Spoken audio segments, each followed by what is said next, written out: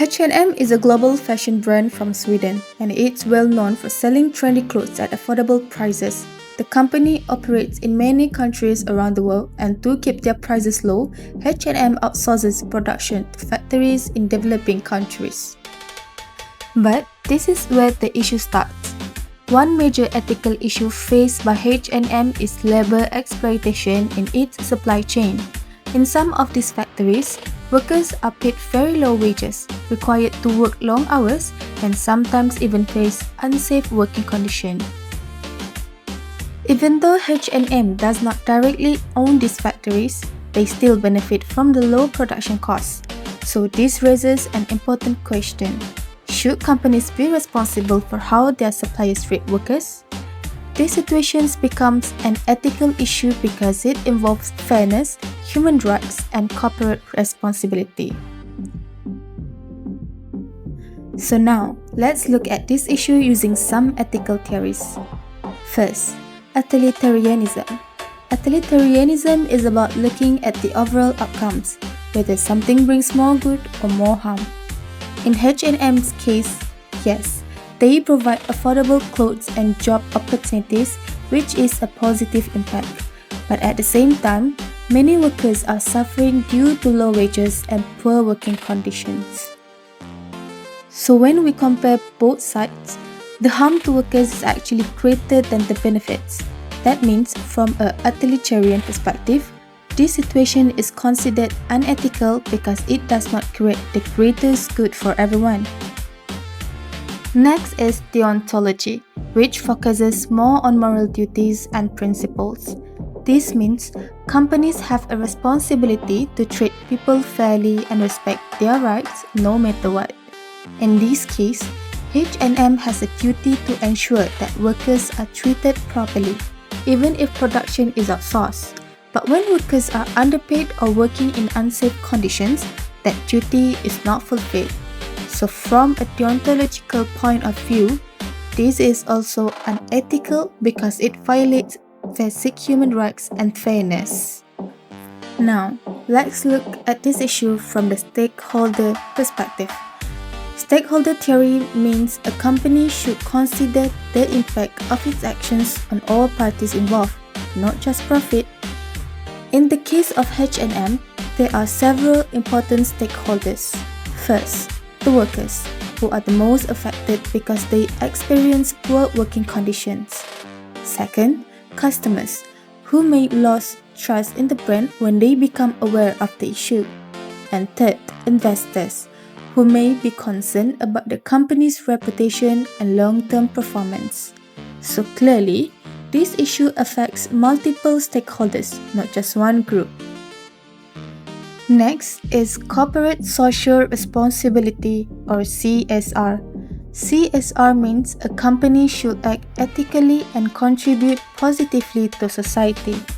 H&M promotes itself as a sustainable and responsible brand, but when labor exploitation still happens, it creates a gap between what the company says and what it actually does.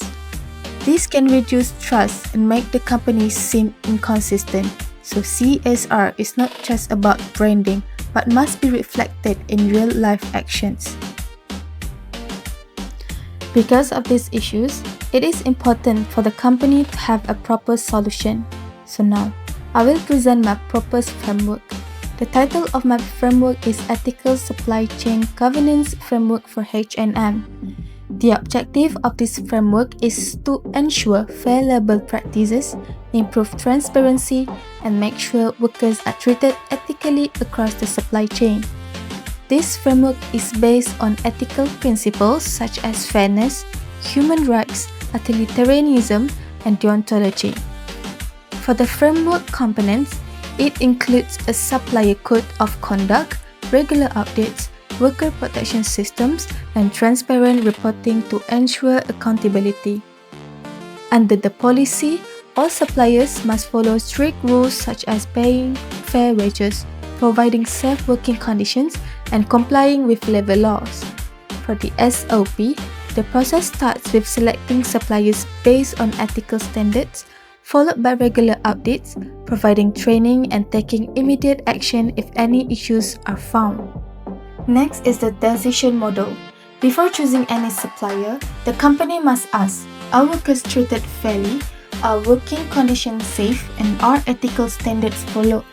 If the answer is no, the supplier should not be approved.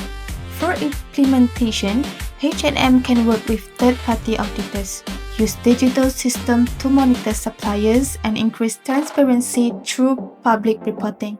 Employee training is also important to ensure awareness. In terms of roles and responsibilities, management is responsible for enforcing policies, suppliers must comply with ethical standards, and auditors are responsible for monitoring and reporting issues. Monitoring and enforcement can be done through regular inspections, audits, and sustainability reports. If there are violations, actions such as penalties or contract termination can be taken. The expected outcomes of this framework include improved working conditions, stronger brand reputation, increased stakeholder trust, and more sustainable business operation. So as a conclusion, the issue of labor exploitation in H&M shows that business is not just about profit, but also about responsibility. Even if a company outsources production, it still has a duty to ensure workers are treated fairly and ethically. From this case, we can see that ignoring ethics can lead to serious consequences such as loss of trust and damaged reputation. So overall, companies need to balance profit with fairness and human rights. And with the framework that I propose, it can help improve working conditions and ensure more ethical business practices in the future. That's all from me. Thank you.